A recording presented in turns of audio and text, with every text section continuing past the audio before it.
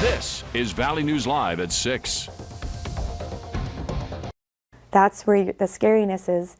Somebody could have did anything to me if I wasn't with my husband. A Minnesota woman has a warning for you tonight after she reached out to our whistleblower hotline stating she and her friends' drinks were drugged at a downtown Fargo bar this weekend. Valley News Team's crime and safety reporter Bailey Hurley spoke with police today and the woman who says things could have ended much worse. I don't remember walking downstairs. I remember getting in the car, and I don't remember the drive home. Sandy Tollefson's not much of a drinker, but says she had a few beers Saturday night when she, her husband, and another couple were in town from Audubon, Minnesota. The fourth drink, I had a couple sips, and after a while I kept feeling funny, and I said, I don't want any more. Tollefson says she poured the rest of her drink into her male friend's cup, who she says also soon became sick and loopy. Any man, any woman, you're not safe. Something's going on, and it happened that quickly. Tollefson says while neither of the two have ever gotten drunk off of only 3 or 4 beers, they didn't know what else it could be. So when I went in to do my study on Monday night, that's when they found out that I had tested positive for ecstasy. And it's listed right here on Tollefson's lab report from Axis Clinical in Dilworth, disqualifying her from the $7,500 medical study and banning her for the next 6 months. That really affects COVID. Tollefson's lab report from 1 month prior shows no presence of ecstasy or any other illegal substances. Tollefson adding she's never taken MDMA in her life. You got to be careful. It doesn't matter how old you are. Tollefson says at their shared table, there was one person they didn't know who bought a round of drinks. She says the owner of the bar is looking at surveillance footage, and Tollefson says she made a report with Fargo police. There probably was some people that were affected that night that were in that bar that don't know it. Which is why she says she's sharing her story tonight, hoping to save at least one person from the terrifying what-ifs and potential danger. I just wouldn't take a drink from anybody. I would not. In downtown Fargo, Bailey Hurley, Valley News Live. Fargo police say while they do take reports like this from time to time, it's not connected to any one bar, and there's not currently an influx of incidents. A man is now charged with 5 felony counts after a chase.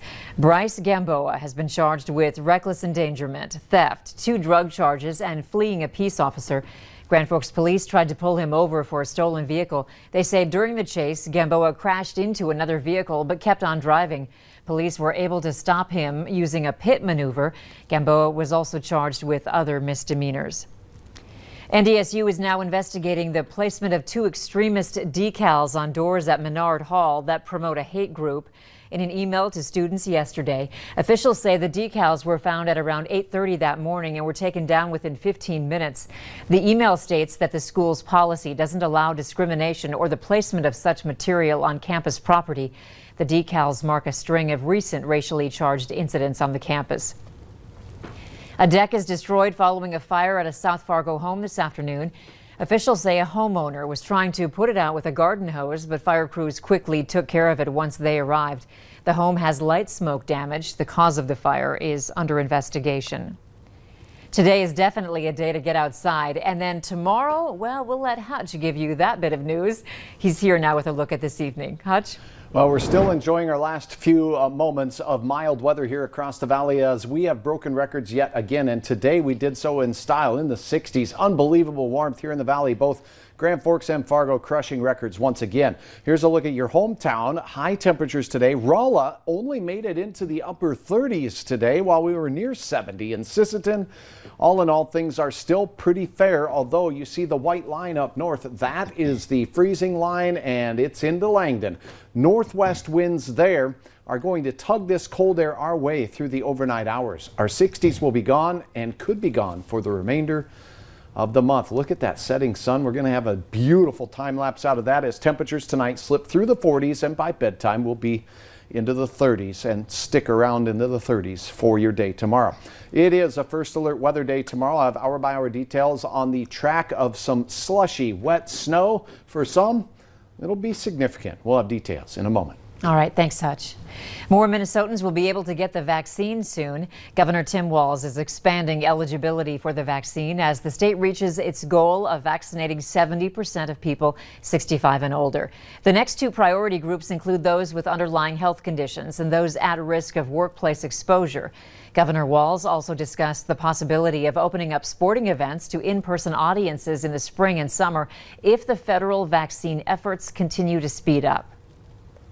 My hope, and again, you can see why we're confident about summer events, that we think we can offer this to that final group sometime, knock on wood, the middle of April to the final group coming in, and that's going to be a big group of folks, million plus, but we get them done by May, and we get, and again, Minnesotans, if we get 80+% of people vaccinated, that takes everything out. If we get 100% of people vaccinated with the efficacy of these vaccines, we get this. And we need to encourage everybody to do that.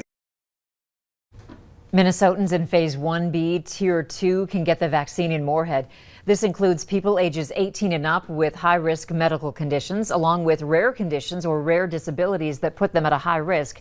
One clinic will be held tomorrow at the Yumkamp Center from 1 to 4 in the afternoon. Another one will be held on Thursday from 12:30 to 3:45 p.m.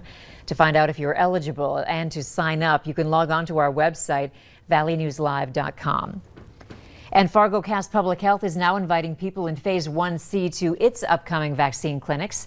This includes essential workers and people ages 16 to 64 who have an increased risk for COVID-19. If you're interested in getting the shot, contact Fargo Cass Public Health. Governor Burgum and First Lady Catherine Burgum received their first doses of the Moderna vaccine this morning. Over the past week, North Dakota expanded the pool of eligible vaccine recipients by moving on to Group 1C. The governor says while the expansions are something to celebrate, the state is now trying to persuade skeptics to receive it. Now we're in a spot where as we achieve more people being vaccinated and then the supplies of vaccine increase, this is when we have to switch probably very quickly. I mean, 1 week we're going to be rationing and the next week we're going to be marketing to try to overcome some of that vaccine hesitancy. The governor says receiving the vaccine is one of the most cost-effective ways of lowering health care costs. The state health department says more than 70% of people who have not yet received the vaccine plan to get it when it's available to them. The Fargo Diocese says the Johnson & Johnson vaccine can be used as a last resort. There's been controversy over the vaccine as the Catholic Church is concerned about its potential use of abortion-derived cell lines in its production. Last week, two Catholic leaders issued a statement saying that when ethically irreproachable vaccines aren't available, it is acceptable for Catholics to receive the Johnson & Johnson vaccine. Paul Braun with the Fargo Diocese agreed with this statement, saying, quote, being vaccinated can be an act of charity that serves the common good. Johnson & Johnson says there is no fetal tissue in its vaccine. Health officials are now reporting over 85% of North Dakota's long-term care residents are fully vaccinated. More than 90% of long-term care residents have received at least one dose of the COVID vaccine, while over 85% of residents and 49% of staff have received both doses. This progress means 2 executive orders will expire on Friday, including one that requires assisted living facilities to conduct routine COVID-19 testing of residents and staff. Jury selection for Derek Chauvin's trial started today. Later on Valley News Live at 6, we'll tell you about the process and how the trial, again, is now moving forward.